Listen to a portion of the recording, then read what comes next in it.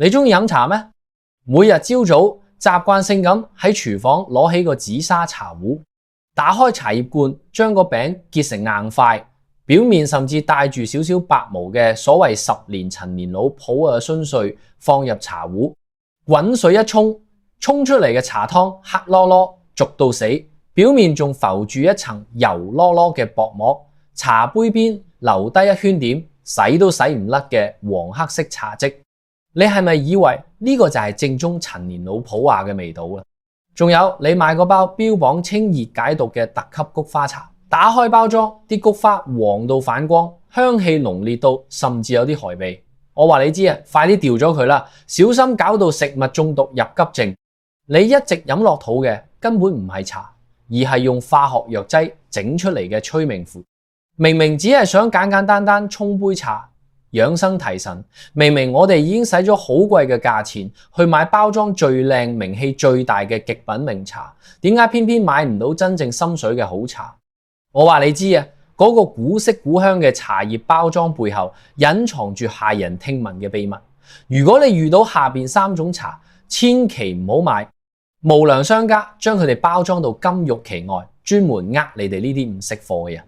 第一種所謂嘅陳年發毛老茶。好多人中意飲普洱，更加迷信越陳越香呢個神話。好多人覺得茶葉擺得越耐，價錢越貴，藥用價值就越高。於是乎呢，有啲茶葉一擺就係10幾年。但係南方天氣潮濕，存放環境唔好，茶葉極容易受潮發毛。呢度呢就涉及一個非常恐怖嘅化學現象。茶葉一旦受潮發毛，入邊就會滋生一種叫黃曲霉素嘅劇毒物質。黃曲霉素咧係世衛明文標示嘅1級致癌物，呢種毒素咧毒性極強咧，係砒霜嘅68倍。佢極度耐高溫，平時我哋用100度滾水沖茶，根本殺佢唔死。長期飲用黃曲霉素會直接破壞肝臟細胞，導致肝硬化，最終誘發肝癌。咁商家係點樣包裝呢啲發毛老茶嘅呢？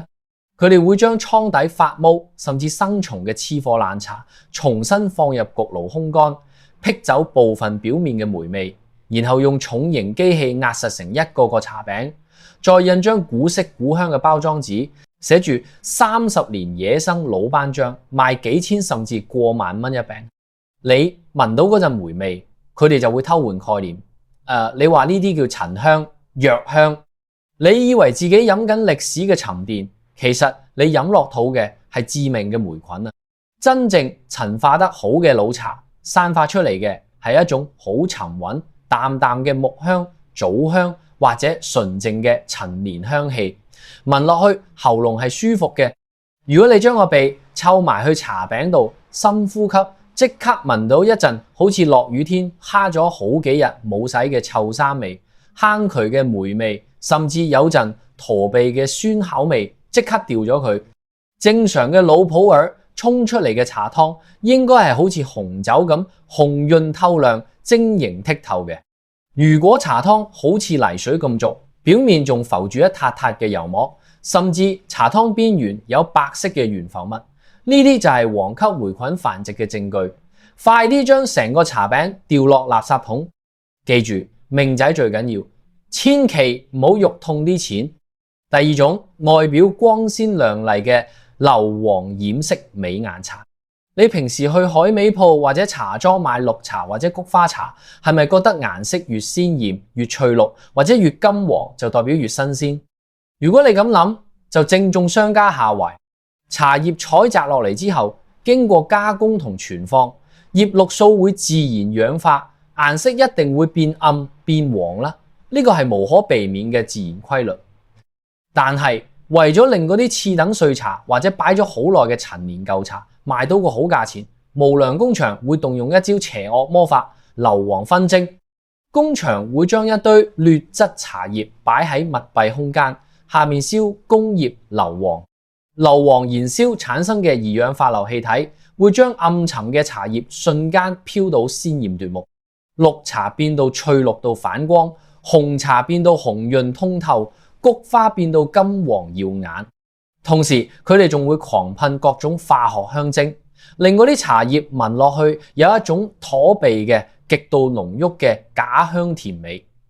二氧化硫係一種強烈嘅工業腐蝕性氣體，長期將殘留咗二氧化硫嘅茶葉沖水飲落肚，嗰啲毒氣會嚴重灼傷你嘅呼吸道、食道同腸胃黏膜。化學物質進入血液之後，要靠肝腎去瘋狂排毒，最終破壞肝腎代謝系統。下次你去買綠茶、菊花茶，你行到透明玻璃樽面前，如果你睇住嗰啲綠茶翠綠到好似熒光筆咁，嗰啲菊花黃到好似假膠花咁反光，毫無天然植物枯萎嘅過渡色，呢啲絕對係硫磺燻過嘅茶。你問老闆攞少少碎葉擺喺手掌心，用力搓幾下，正常茶葉搓完手心只會有淡淡嘅茶香。如果你搓完隻手染咗少少綠色或者黃色，又或者聞隻手嗰陣有一陣好似火柴頭擦着時嘅陀鼻硫磺味，或者係假到暈嘅廁所香精味，轉身就走，唔好買。買翻屋企沖泡之後，你睇下嗰啲沖完嘅茶渣，正常嘅綠茶沖完葉底應該係微黃偏綠，有生氣嘅。如果硫磺燻過，葉底會慘白冇血色，甚至一深就爛成一灘糊狀，完全失去植物應有嘅韌性。第三種，平到你唔信嘅農藥，超標廉價散裝茶。你行過街市或者網購平台，經常見到嗰啲9個9包郵20蚊一大包嘅散裝茶葉，你係咪覺得好抵？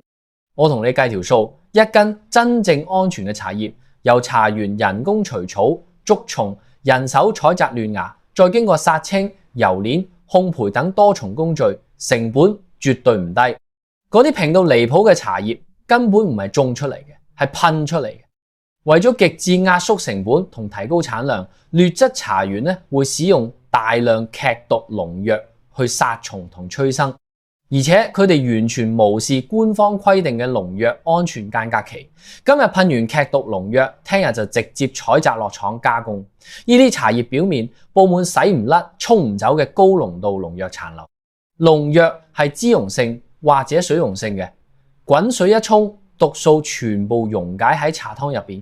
你每日飲幾杯，農藥毒素就喺你體內日積月累，慢慢咁你會發現自己經常頭暈、手軟腳軟、神經衰弱，其實就係神經系統俾農藥破壞緊。長期飲用更會摧毀人體免疫系統，大大增加患癌風險。賣茶嘅人自己飲嘅茶，寧願生得樣衰賣相差，都一定要係人工除草零農藥嘅。嗰啲幾十蚊一大包嘅劣質毒茶，佢哋連睇都唔會睇多眼。如果你喺網上或者路邊見到10蚊一斤特價大紅袍，你要即刻敲醒自己個頭。記住，好茶唔一定貴，但平到離譜嘅一定係垃圾。一斤茶葉嘅採摘人工費分分鐘都要幾十蚊，點可能10蚊賣俾你？呢啲超低價茶咧，絕對係農藥殘留超標嘅重災區。買茶葉千祈唔好貪平，買來歷不明嘅三無產品，盡量去有信譽嘅老字號茶莊，或者買包裝上印有明確食物安全認證嘅茶葉。我自己每日當水飲嘅睇門口茶，從來都唔係咩包裝華麗嘅天價茶，而係以下呢3種最樸實無華嘅茶。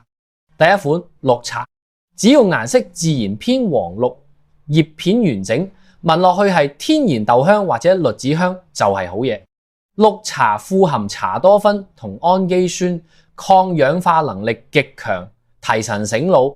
只要唔係買嗰啲熒光綠嘅假貨，幾十蚊一斤嘅普通高山綠茶已經係最好嘅養生飲品。第二款白茶，白茶嘅製作工藝極度簡單，唔炒唔油，純粹靠天然日曬同萎凋乾燥。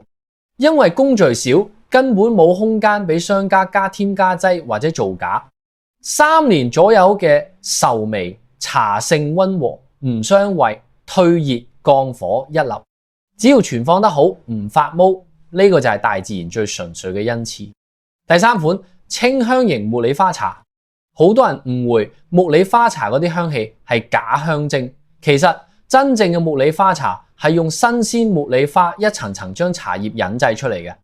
優質嘅茉莉花茶，香氣係優雅持久嘅，聞落去心入邊好舒服，絕對唔會抬鼻。呢種茶咧，價錢親民，最適合飯後消滯解膩，仲可以保持口氣清新。